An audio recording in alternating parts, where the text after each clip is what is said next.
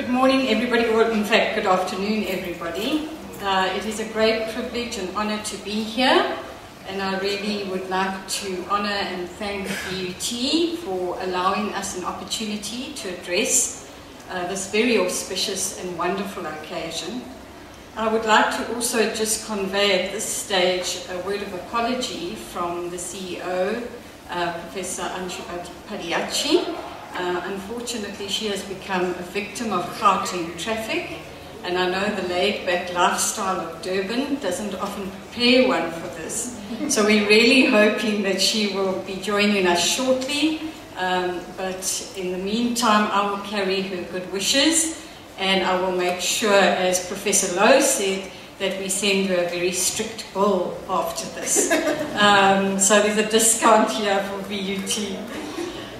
Chair, Executive Director of Research, Vice Chancellor, Deputy Vice Chancellor, even fit into that description, supervisors, very, very important people that we at SANTRUST wish to build bridges and relationships with, esteemed scholars, staff of the University of VUT, staff and management of SANTRUST, and of course the VUT PhD Proposal Development Cohort, really, who are our highly honoured guests of today, and then ladies and gentlemen, partners who have joined our esteemed guests. I would like to acknowledge VUT for a visionary decision taken to pilot this PhD Proposal Development Programme for pre-doctoral candidates. What comes to mind is many, many meetings, and I don't know if I ever shared this with the cohort. One of the specializations that I look at in my work is how people make decisions and the processes of decision making. And I'd like to really pause and acknowledge VUT for the very stringent, careful, as well as complex acknowledgement of what goes into making decisions for a program of this nature. So while it might look like the program gets delivered with ease and seamlessly, there were a lot of very dedicated people behind the scenes, the management of VUT, particularly the Executive Director of Research, her team of people, the vision of the Deputy Vice Chancellor as well, who was guiding the process, and the decision was made then to pilot this program. Those meetings were carefully handled, and one of the things that distinguished those meetings as well was how carefully the university wanted to make sure that each and every candidate knew what lay ahead of them. We've just had the acknowledgement of the fact that it takes a lot of work and a lot of time to shortcut a proposal development program. And so on that basis, the university was very careful in terms of wanting to ensure a complete and thorough debriefing of the candidates. So many of the candidates with whom I'm smiling today, we met in very different circumstances at our first meeting. And there were a lot of quite worried faces around the table as I took them through the rigor of the program. And so I'd like to table here that each and every candidate had made, I hope, a very well-informed decision. And that informed decision happened as a result of the platform that the management gave. And that, I think, is a very, very important part of our work with VUT. Then we went on to what I call the feat of scholarship, and where we built it, and I'm going to use an analogy deliberately, where we built it one stone at a time.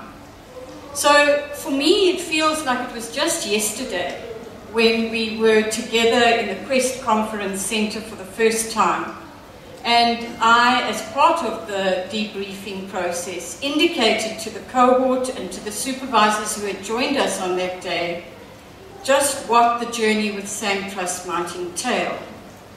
And I chose at that point to use what is probably one of our most memorable icons as Africans, and that is called the Isivivane.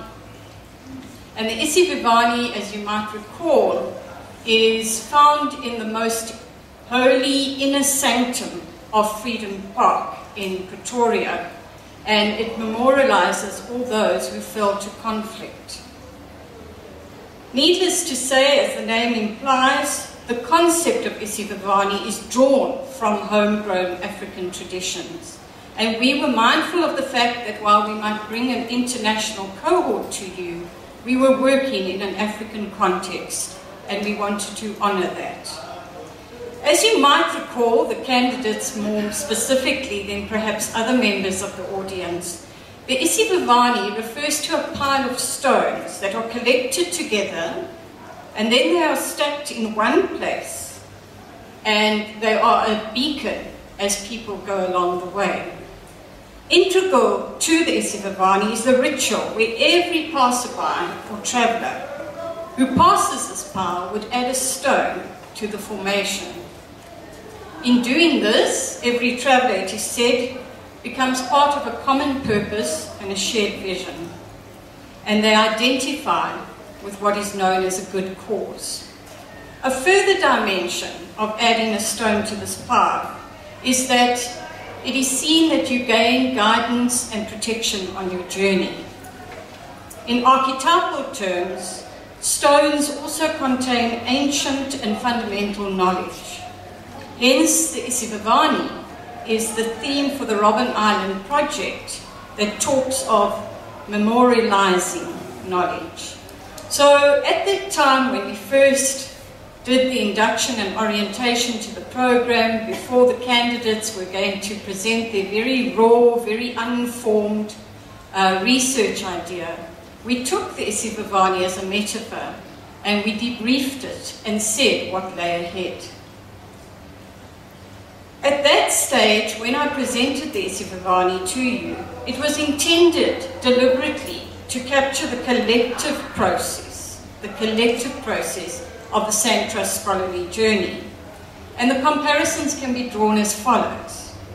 Each of you came with a separate and isolated understanding of your doctoral ideas. You were often insecure, confused, overwhelmed, or maybe even overconfident. Yet you brought these ideas that you'd been carrying around alone or you talked about with your supervisor, and suddenly you had to put them into a collective and open space. You placed them before your peers, you placed them before facilitators who were unknown to you, who were not necessarily seen as critical friends, who might be seen as critical judges, but you bravely brought your ideas along, and you allowed them to be picked up and examined, you allowed them to be thrown away, you even allowed them to be bounced back at you, discarded, and most importantly, you allowed those ideas to be built upon by your own initiatives, by your debriefing and meetings that you would have held with your supervisor afterwards, and also by working with your cohort. Your knowledge developed, it grew in stature, and it became, and will continue to be, a beacon for all around to see. Each module and each contribution built upon the others. Sometimes you took your own ideas, you took the agency, and you flung them far away. You let them disperse in the ripples of defunct ideas. And then you went forward and you gathered new ones, and you continued to build. All the while, the special thing about the SANTRUST model is that you had fellow travellers with you, and they were building with you. You were joined to achieve a common purpose, which we celebrate today, which is a really solid, robust proposal that can now withstand the sometimes critical and demanding challenges of scholarly debate. Your collective learning, without you probably realizing it, gave you protection. Your cohort, and what I hope became the SANTRUST family, gave you guidance. You often felt very alone, and Professor Matlana spoke about the lonely journey while you were carrying your particular stone of knowledge, but soon it was next module and you were together again with the group, and you could see how you were contributing to existing knowledge through your own original and unique view of the subject. Some of you found other guides, like Habermas, will we ever forget? Others of you wished that you could just paint or design or craft or colour your way through this doctoral process. Others of you wished that you could engineer all these dense and many words into something that was much more familiar to your daily world, into something that would be applied and would make sense to the rational way of looking at things. A couple of you thought that the law of finances or physics was actually something that could never be displaced by these new strange laws of knowledge. One intrepid traveller kept reminding us of the letter of the law, but he stayed with us in the spirit of the law, in a very good and affirming way. Some of you, when you just got too tired of this, you just hit us with those principles of management and labour and human resources and sports management, and we had to digest what you had to say. But while you were navigating all of this within your context and your discipline, your guides, the SANTRUST family, were challenging you with concepts such as originality, epistemology, ontology, phenomenology. Need I say more? So, this memorial to knowledge is really dedicated to you, a very, very special cohort who holds a very deep place in my heart, and who, unfortunately, I missed the assessments and my heart was extremely sore, but I knew I would be able to come together today and celebrate the pinnacle of the achievements.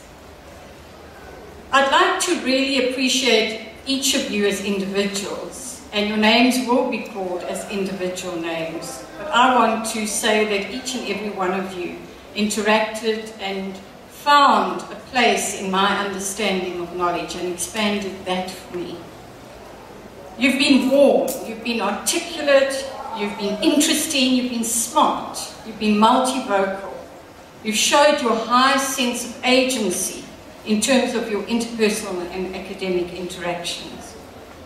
Your different facilitators who have debriefed with me have said how much they've enjoyed engaging with you and how academically nimble they needed to be in order to meet your needs.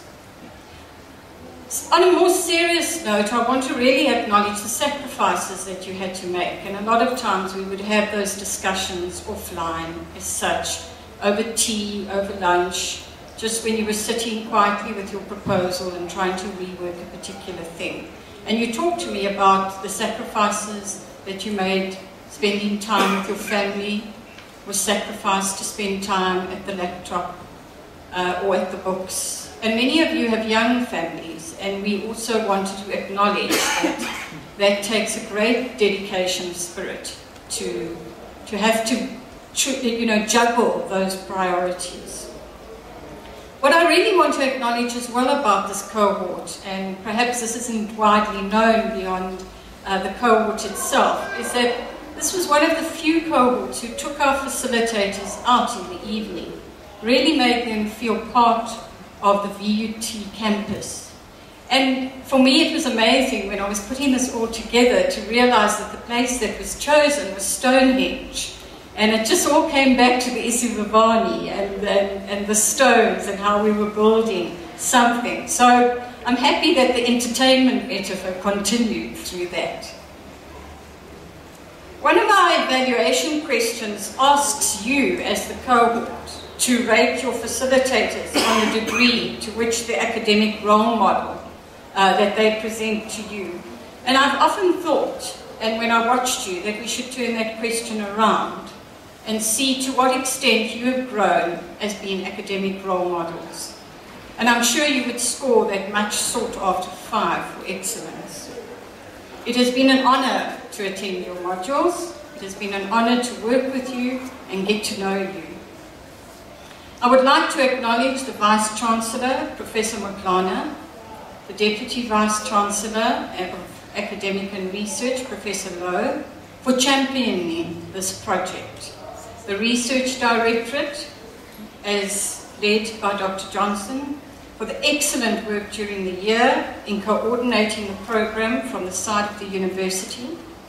I would like to appreciate Chantal, Zelda, and my counterpart Renelle, who, by the way, I would love to clone for all other programs that I run. Her day-to-day work and the day-to-day work of your team made it into a seamless and professionally managed program, but always with a friendly voice, the biggest of smiles, and really, again, a deep commitment to the candidates themselves. In absentia, I'd also like to appreciate the staff and the management of Quest. Throughout the year, we as SANTRUST were extremely proud to be associated with VUT. We shared it on many platforms, and we were always saying, particularly when we were in international context, when we were dealing with universities of technology, we were proud to say, here is a university of technology that is fostering a greater commitment to staff development and scholarship there too.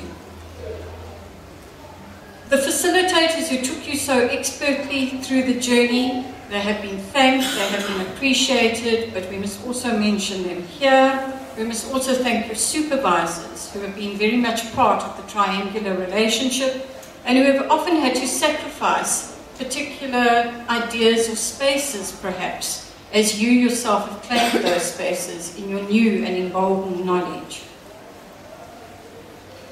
But this is really just a milestone, if I can use the analogy again.